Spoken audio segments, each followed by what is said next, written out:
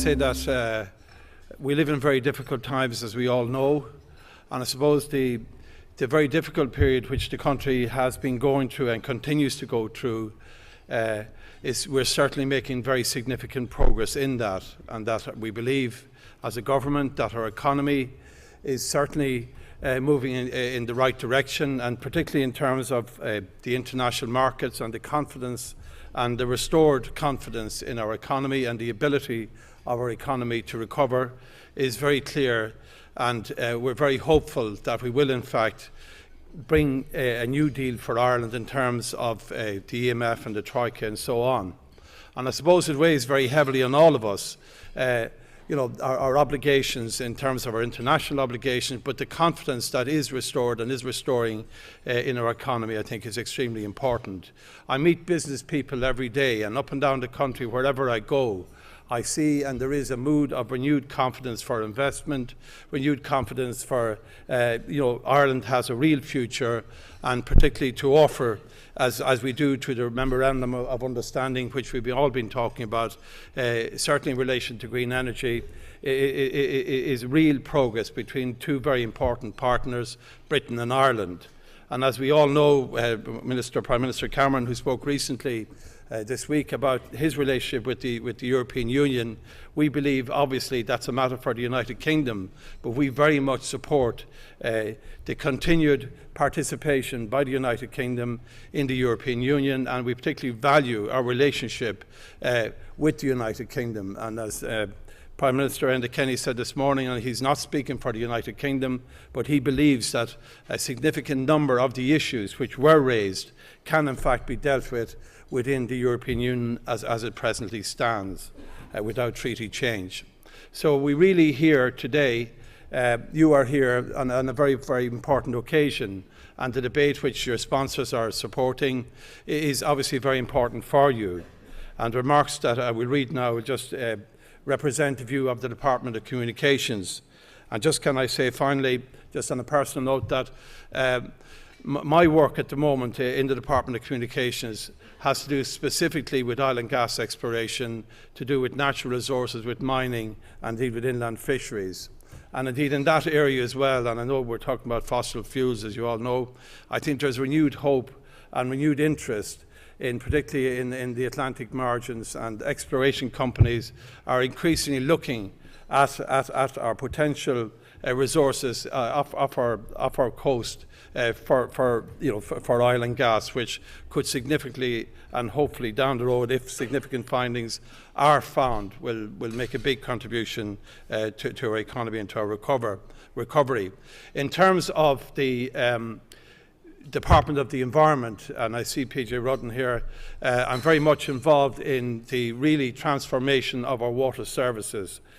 We spend 1.2 billion annually on our water services, and we are in the process of setting up Irish Water, or Uisce Éireann, which will transform our water services, which will deal with how we can improve the service to industry and to our communities, and particularly in the GDA, Greater Dublin area. We have an issue there where by 2020 or thereabouts, our water supply will equal the potential expected demand. So we have significant issues in relation to improving the water supply in the Greater Dublin area, and we have a fantastic plan, and should we get it through in terms of the Gary Hinch Reservoir and so on, we will make significant gains in terms of our employment projects here. The other issue I want to say is that we are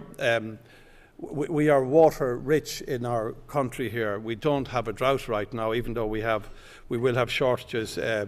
in 2020 if we don't address those. And one of the big pluses in terms of our future in our country is to attract in new industries that are water intensive, and we have a very proud record of some of the finest and most significant players internationally in terms of investing in our country, in the pharmaceutical industry, in agriculture, and obviously in ICT and so on. So we have a very bright future, and we believe as a government that we have all those plans in place. So therefore I'm delighted to be here today with this very prestigious gathering of leaders in this green space. It's great to see Ireland's leading technology publisher, Silicon Republic, team up with the Green International Financial Services Centre to bring leaders together in one room in this important sectors of technology, energy and finance to discuss Ireland's opportunity in the green economy and to look at how we foster and finance the kind of innovation and technology that is required on the road towards sustainable growth.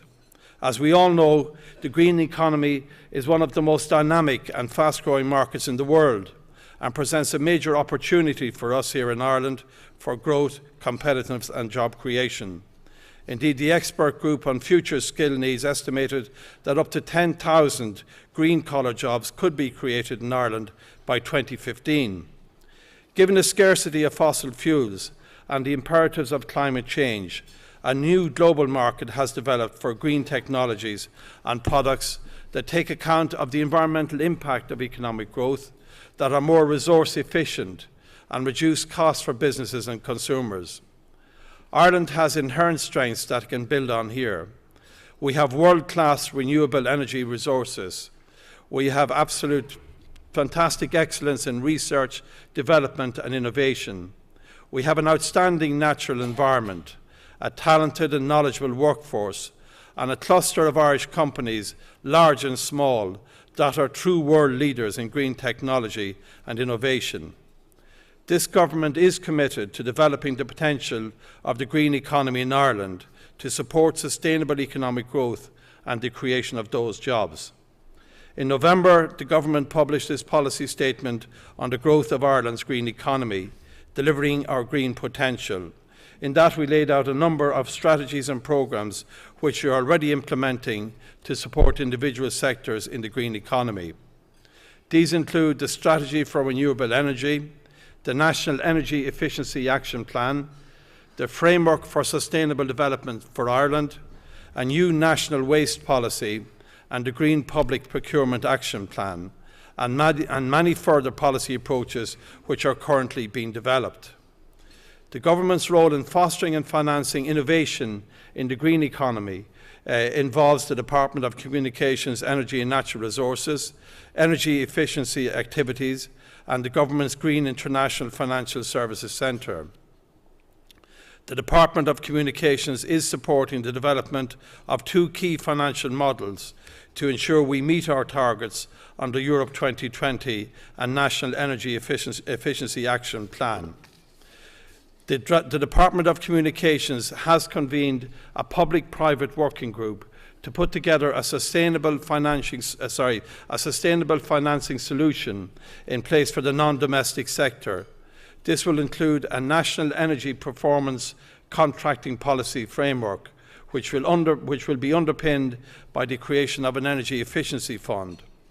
While the details are being finalised, it is envisaged that this framework will bring suppliers and buyers together under an agreed set of protocols. It will deliver standard reference material on procurement, model contracts, technical support, and overcoming existing barriers to deploy EPCs and meet our national and EU 2020 targets. Green International Financial Services Centre, an initiative of the Clearinghouse Group at the Department of the Taoiseach, and with the full support of my department, this initiative truly demonstrates that when government and the private sector work together and work together well, Ireland benefits.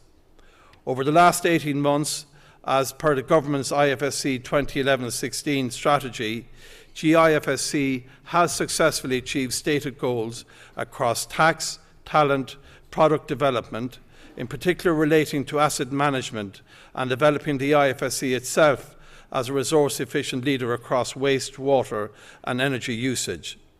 Yesterday, the British Secretary of State Ed Davey and Minister Rabbitte signed a Memorandum of Understanding on Energy Cooperation. This MOU affirms the two states' commitment to maintaining a strong partnership on energy issues, to achieving closer integration of electricity markets, and to maximise the sustainable use of renewable energy resources. Ireland has the potential to generate far more wind energy than we could consume domestically. This MOU gives us a great opportunity to fully consider how Irish renewable energy resources onshore and offshore might be developed to the mutual benefit of Ireland and the UK. The opportunity to export green power presents an opportunity for employment growth and export earnings, which we must seize if we can achieve economic growth and increased investment and employment opportunities on both of these islands. So finally, I would like to congratulate Silicon Republic, the Green IFSC, and indeed all the partners at this event for helping to offer a platform for such an important discussion. It is very gratifying indeed to see so many of you here today who have such a key role to play in Ireland's green economy and the future prosperity of this green island. Thank you very much.